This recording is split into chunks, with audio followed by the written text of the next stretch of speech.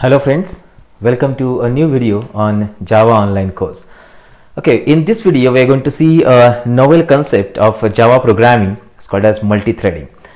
Multithreading is a very interesting concept that every programming language is having, but we need to identify at what particular point you are going to apply this concept so much effectively, because it's connected to actual project programming. It is giving the illusion of program to work as a parallel application design. That's why this concept is very important. With some examples I'm going to show you how the multi-threading concept actually works.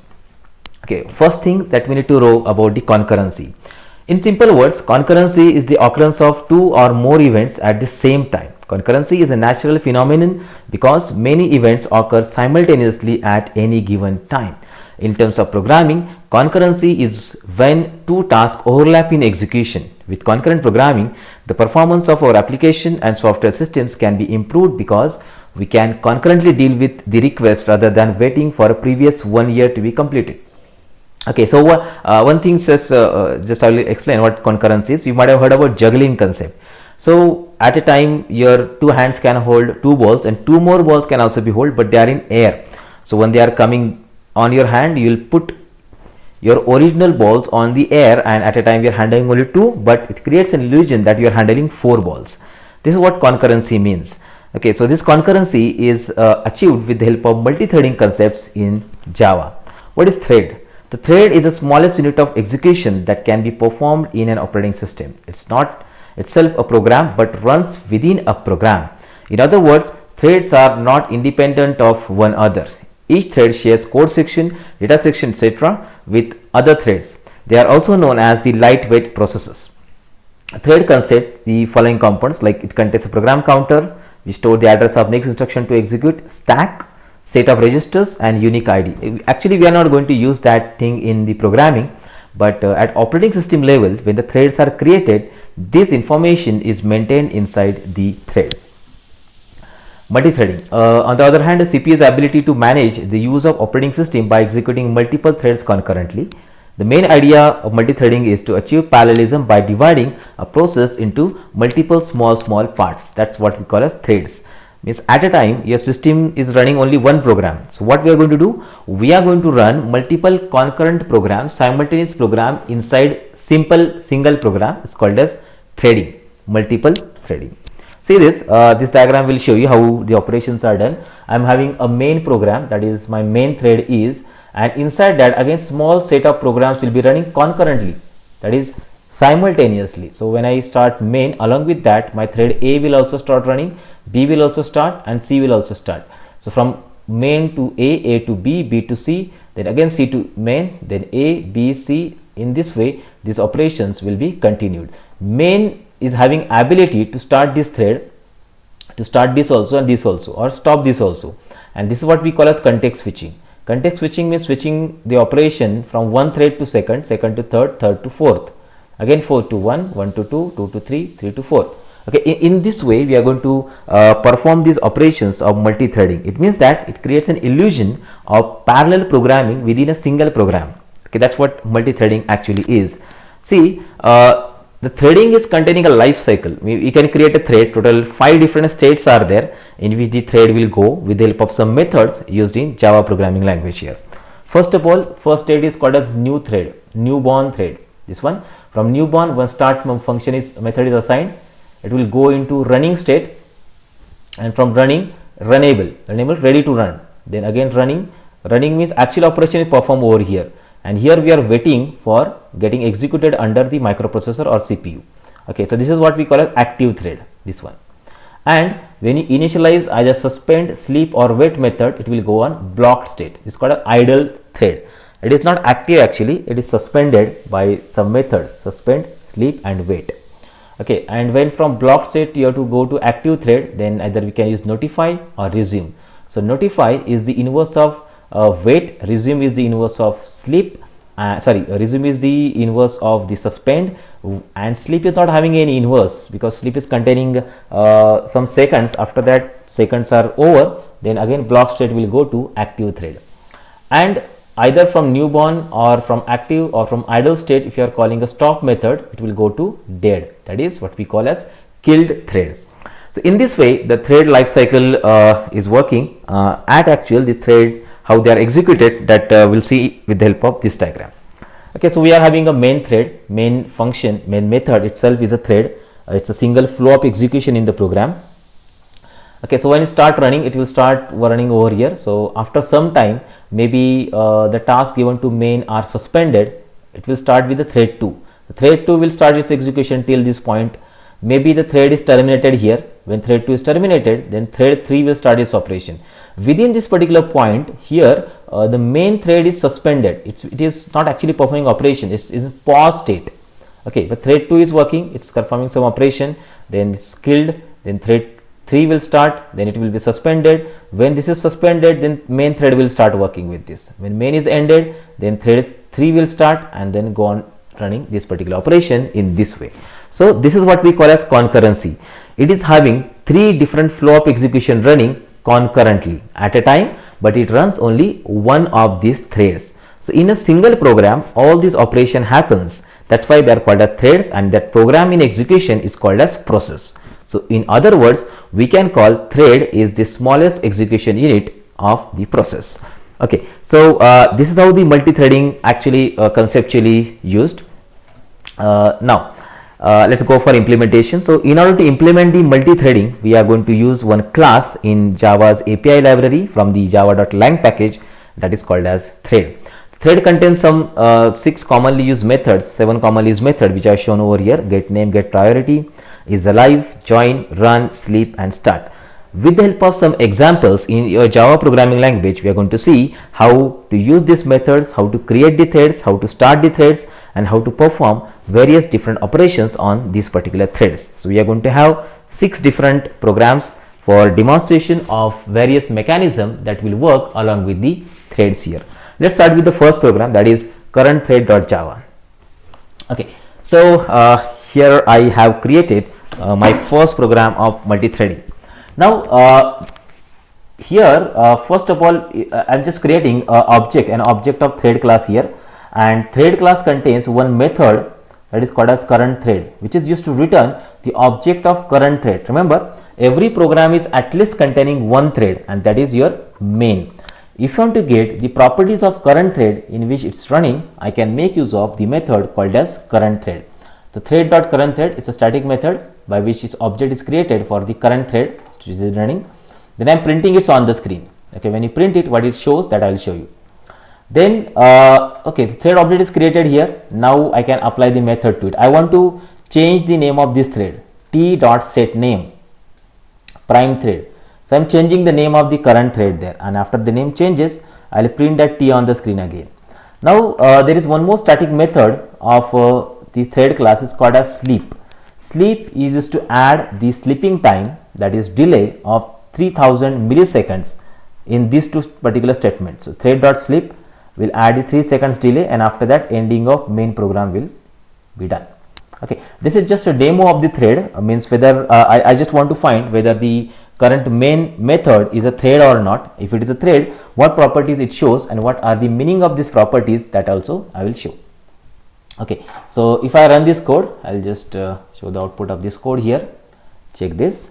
Okay, so first of all, thread object is created, then I'm printing that thread object on the screen. So yeah, so current thread object is this. See, main is the name of the thread, 5 is the priority of the thread, which will start from 1 till 10, and 5 is the generalized priority, and main is called as a thread group.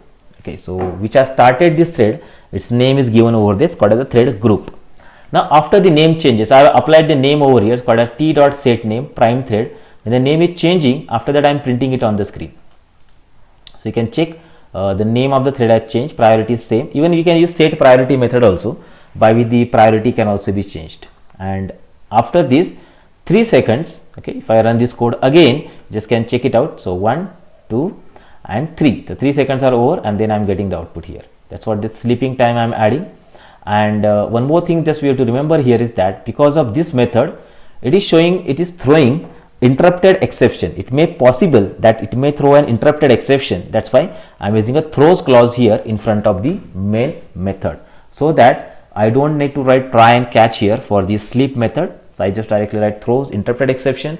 So interrupted exception will be thrown out of this particular function. Okay, so in this way the program works. So this is how set name, I have set the name. If I want to set the priority, okay, check it out,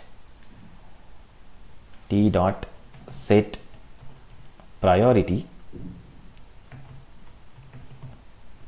Okay, so this is the set priority method I'll be using here. 7. Okay, so I am setting the priority to the particular thread also. So it was having 5 previously, now it has become 7. Check this. So in this way, these are the methods by which you can work on that. So I have not created a thread. I am just showing a simple main program in which you are currently working is also a thread. Okay, so if you want to get its property, I will be using the current thread method and perform different operations on this particular thread there. Now let's create the user defined threads. So there are two mechanisms by which we can create the user defined threads in your program. Okay, so first thread by creating implementing the runnable interface that we can create the thread, and second by extending inheriting the thread class. With the help of these two mechanisms I can create the threads. Let's see the first mechanism, that by using the runnable interface. Okay, so let's create a thread by which you can perform the operation. So how to create that? Okay, so let's just a minute.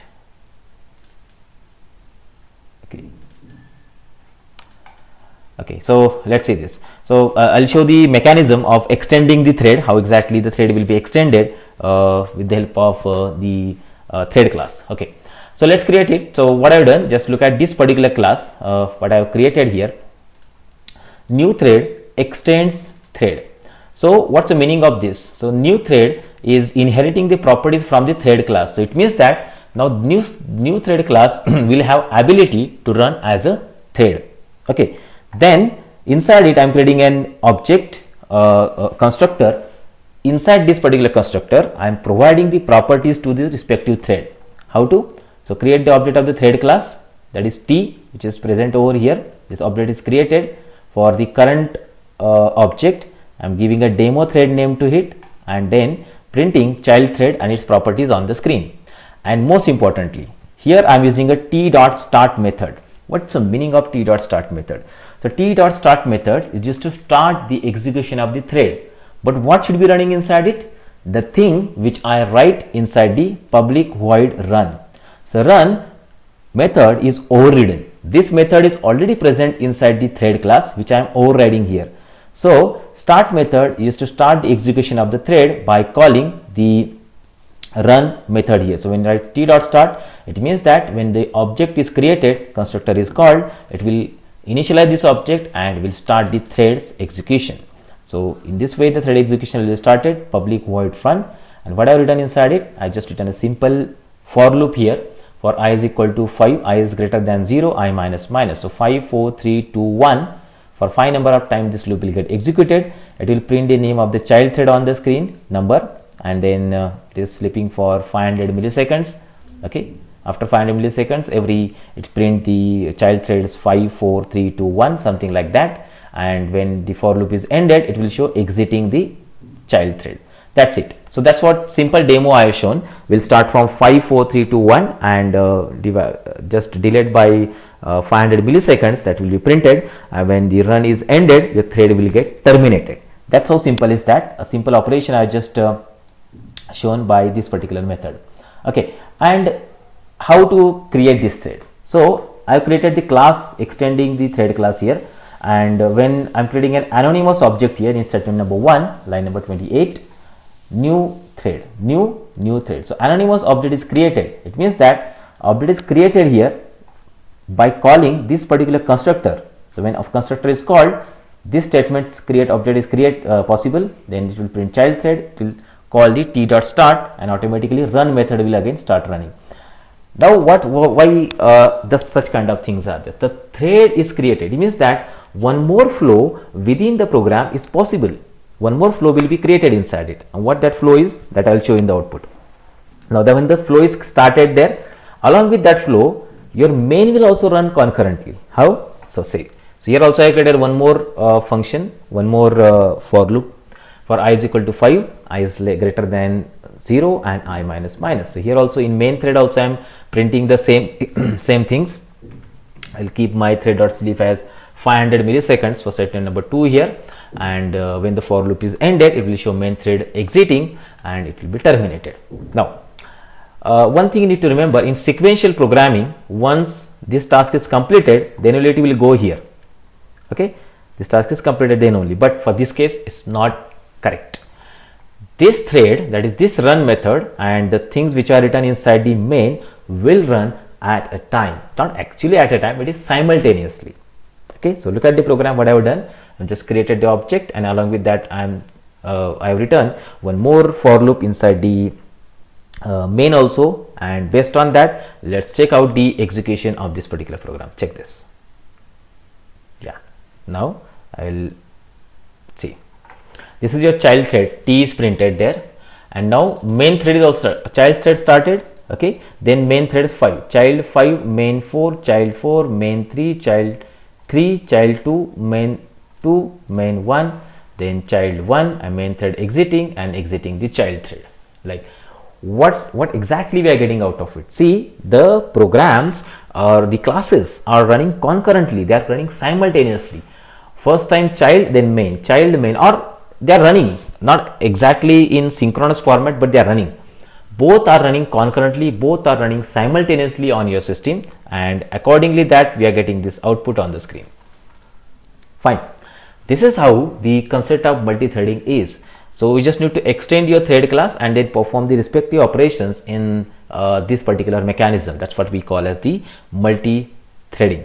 We can add many more such tasks, and with the help of that we can see the operation demonstrations there. For example, if I started from 25 here, and here also I'll start from 25, and if I run this code, let's run this, check this, it will start demonstrating it. This is concurrent execution that we call. First thread, then second, first second, they are running concurrently, they are running simultaneously. So whatever time allocated to it, once they are completed, the thread will stop executions. So two programs are running simultaneously in a single program, that what we call as the multi-threading. Okay, so I'll just close this and let's continue with the next operation there. You can try this program as a thread demo, how these threads are formed, that we can see. Now multi-threading. Now let's create more than 2 threads. Basically I just created extra thread there. Main is already running and one more thread I have created, but now I want to create more than 2-3 threads. So how to do this one, that I'll show. Okay, the same program I just added some extra things inside it. New thread, extending the thread. Here n variable I have given. Why? Because I need to assign the name of the thread to print by using run method, and t object I have created here. Okay, so here first of all in the constructor itself I am giving the name to this particular thread, which I am storing in variable n. Fine. Then here object is formed. T is equal to new thread. For this object, this name should be present to it, and then I am printing this thread on the screen, thread T, and finally T dot start. So once the T dot start is executed, it will call the run method. So what I have done over here, I'm just making the changes of the name of this particular thread. Will start from 3 greater than 0 and I minus minus. So system.out.print thread and name of the thread. So name which I have passed from the constructor I am storing in variable n, and that variable I am printing in front of this thread here. So system.out.print thread and name of the thread will be printed in front of this, and after it I am giving 500 millisecond delay, and then gone. So once these 3 executions are done, so let's make it 5. These 5 executions are done, the thread will get ended and it will show exiting thread, and name of the thread will be shown over there. Now here name of the thread is the distinguishing parameter from the other threads which I am passing to the constructor, and then from that constructor it is taken over here, and I will be printing these operations. Only the name is changed. Operation that we do inside the thread, they are different. Now when you create the thread, that time what happens? Check it out. So first of all I have created this thread with the name IND, second thread with the name AVS, and the third name by USA. Okay, see, 3 threads are created. So this name will go here in name and that will be assigned to the thread here, and when you thread is running, that time I will be printing that name in front of the thread name there. Okay, that thread name will be printed. So first of all is IND, second is USA, third is AES, third is USA. Then based on that, 3 threads will be running. Along with it, main thread is also running here. You can check it out. So I will make it 5 here. So I is equal to 5, I is greater than 0, I minus minus. So 5, 4, 3, 2, 1 will go here also, make it 500. So how many threads are there now? Here 3, and this is 4th. Okay, so in this way, multi-threads, more than one threads are possible to get created in a single program, but we need to specify one distinguishing parameter between or among all of these threads. So in our case, the distinguishing parameter is the name of the thread, which I have given here by 3 different names. Okay, so that's it. So multi-threads are possible, and if I run this, check it out. See, first IND thread is created, then AES, then thread IND started, then USA is created, then AES, USA, main, IND, AES, USA, main, IND, AES, USA, main. So 4 threads are running concurrently. So you specify any operation within that particular thread inside the run method, and when you call that thread, run method will execute the task concurrently, simultaneously, and will get that output on the screen in this particular way. So any n number of such threads are possible to create inside a Java program by this mechanism. So it is containing ability to run as a thread concurrently in your system. Okay, fine. So in this way, this code will get executed. So such n number of threads are possible, and even you can create n number of classes also, which will extend the thread, so that your operation inside the run will get changed.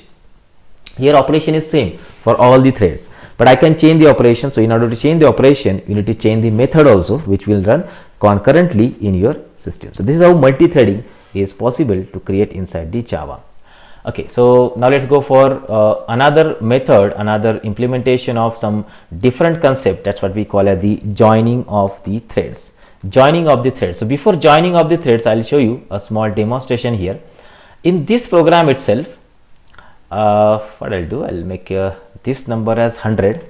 Okay, means main thread will run by 100 sleep only, and here these threads are running with 500 sleeps. Okay, why I am doing this intentionally, because I want this main thread to get executed, completed as early as possible. Okay, so if main thread is ending very early, then what actually happens, that we are going to see here. Fine. Okay, see this. So here main is exiting, and after that we are going to have all of these particular threads are running in this way, exiting the IND, then USA, and all of this. Okay, so in this way the threads are getting executed and their operations are getting completed. Okay, now let's go for the join. Okay, join is a special method. Join and is alive, 2 methods are there. What's the application of these 2 methods that I'll show over here? Join is to wait for other thread to complete operation first. Okay, and is alive is the method which is used to check whether the thread is live, whether it is running or not. Now how do I make use of this? So let's see, my main thread is implementing some by different methods. So I have told 2 ways are there by which the threads are created, by extending the thread class, and second by implementing the runnable interface. Now this program I have implementing the thread with the help of runnable interface. So extends class new thread to implements runnable. So it's implementing a runnable interface. Runnable interface contains this method abstract inside it, which we are going to write when implement the runnable interface.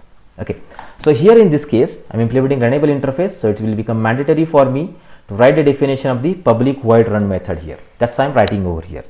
Okay, but in that case, here in this case I am writing the definition of the run method, but in previous case, when you inherit the thread class, that time I am overriding that particular method. Now this is not overriding right now. Okay, so I'm implementing the runnable interface, and almost all operations are same. Here I'm giving this name, then thread object is created, printed, then t dot start, and here I'm starting the particular thread. Fine. So same way, 3 to 0, 5000, and I'm catching this exception, and then it's ended. It will show exiting this thread. And Now 3 threads I am creating here, first, second and third. Their names and their objects are also defined here, because along with this object I need to use join and the isAlive method. Okay, fine. Now let's check it. When we start running with this, along with it main is also started running. So main will have this statement executed there. Main will have this statement executed there. Now I want to check whether the thread is alive or not. How to check it? So using isAlive method I will check. First of all, first object which is created here, ob1.t.isAlive, ob1.t. So ob1 is not object of the thread class. Okay, where the thread class object is present here, this one. So ob1 is object of this class dot t dot isAlive. So you will be checking whether first thread is alive or not. If it is alive, it will show true. Then if this is alive, it will show true. If it is alive, then it will show true. Okay, and now let's make use of the join method. So it's I have written waiting for threads to finish. Join method is used to wait for the respective thread to finish. Once it is finished, its operations are completed, then it will continue with the next statement. Okay, how? So here ob1.t is object and join will wait for this thread to complete operation. Now here join will wait for this thread to complete operation, this join will wait for this thread to complete operation, and once all of these methods or the threads are joined, then I am going to check whether ob1, ob2 and ob3 is alive or not. Obviously when they are completed, when join is operations completed, the ob1, ob2 and ob3 will be terminated, and then here it will return false, and at the end I am writing main thread exited. Okay, main thread exited. So it will wait for this operation to complete, and then main will complete its operation. If you see the previous output which we have seen for this particular program, check it out. I'll show the output of this particular code first, and then we'll discuss on this. This is see main is executed here, completed here. Main has not waited for any thread.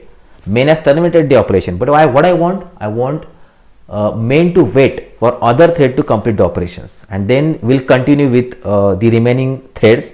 That's why I require to have a join there. So let's finish this.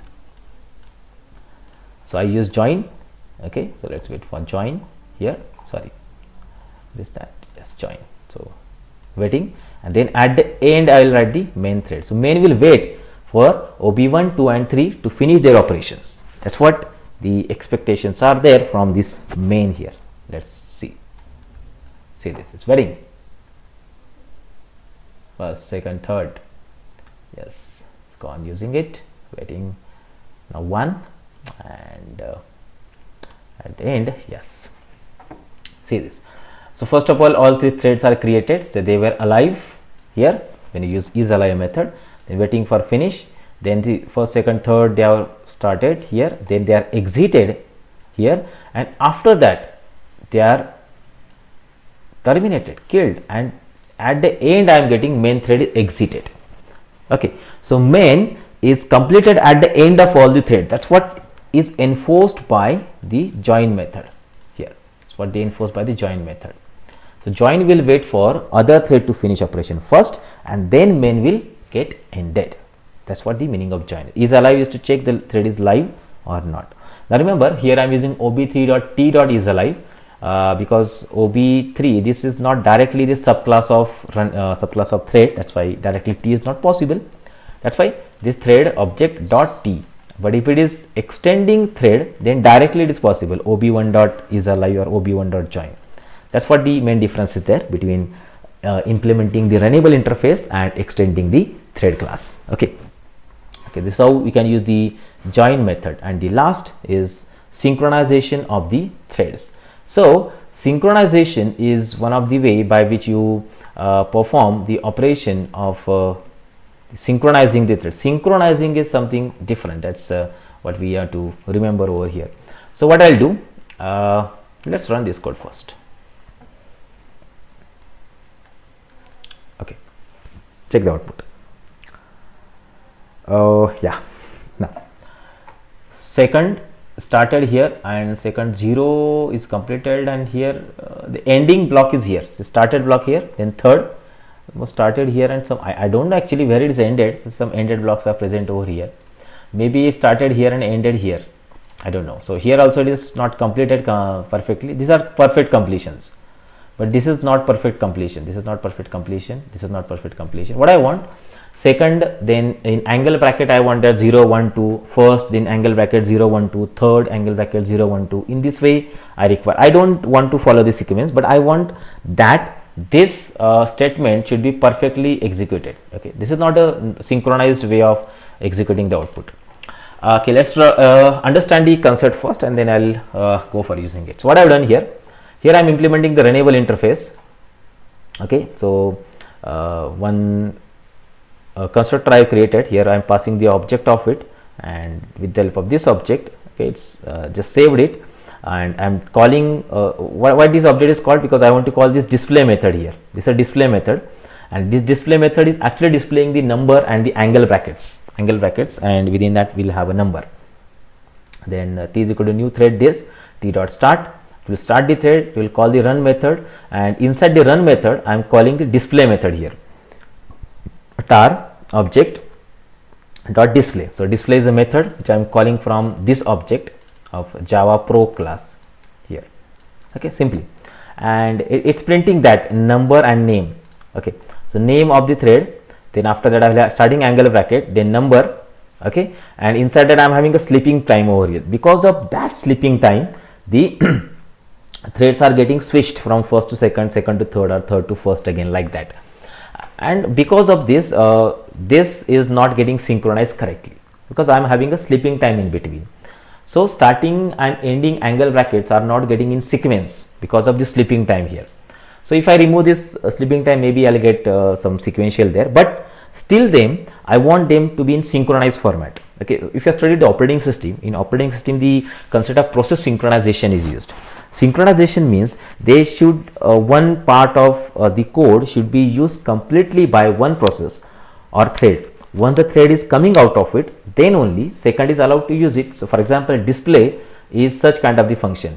It should be completely used by a single thread only. When it's coming out, means name, starting angle bracket, number and ending angle bracket are completed, then only second thread is allowed to use this particular. This is what we call as a critical section basically from the operating system point of view. So this we have to synchronize. Okay, synchronize. What do you mean by synchronize? So synchronization means this particular part of the code should be used by only one thread at a time completely. When it completes the execution, then second is allowed to enter inside it. So how to do this one, how to make use of this, that I will show with the help of this particular code now. Okay, so the output I have shown already. Remaining tasks are same. Here I am creating the object of this Java proc and passing this first parameter of these three constructors, and the name of the threads I am mentioning here, first, second and third, which I am printing here, name. Okay, this name is given over here, and that's I am printing by calling the thread here. Okay, so first, second and third, and then I am using join, so that I will ensure that these particular threads will enter, will finish their operation, and then main will end. That's why I am using a join over here. Okay, so we have seen the output already. I will just show the output again. There is no need synchronization for this. See, I am getting different outputs again. Okay, no synchronization is present. So synchronization should be applied to this particular function. So to do this one, there is one keyword called as synchronized. By synchronized keyword, it will enforce the respective method to be used by only one thread completely at a time, and then only second thread is allowed to enter and use this particular part of the code. Okay, it means that it will finish starting and ending angle bracket, and then second is allowed to enter inside it. Check the output.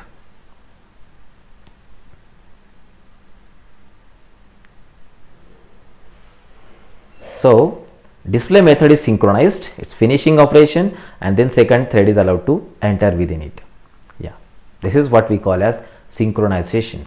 Okay, if one of the method is not getting synchronized properly, then we are going to apply the synchronized keyword in front of that particular method, and then we are going to make use of it in this particular way. So synchronized method and synchronized block can also be used, but the block concept is not regularly used in Java programming language. We are going to make use of the synchronized method by this method, and we can have perfect synchronization of the threads by enforcing such kind of mechanism in Java programming language. Okay, so this is how different ways by which you write the threading programs by some properties we can make use. I'll just revise these terms. In first program we have seen the current thread properties. This can be used in these programs also. In this program, okay, I'm not showing this program, we have used this concept in this and this programs also. Extend thread. By using extending the thread, we are creating your own user defined threads. Then multithread.java will use we are going to create multiple threads of the same object of the same class.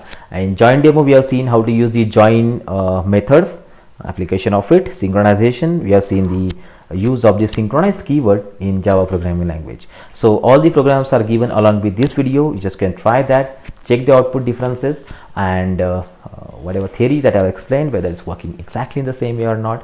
When the projects of Java are completed, that time you need to identify where I can apply, or I will use this particular concept effectively to write the Java programs. Thank you. Thanks a lot.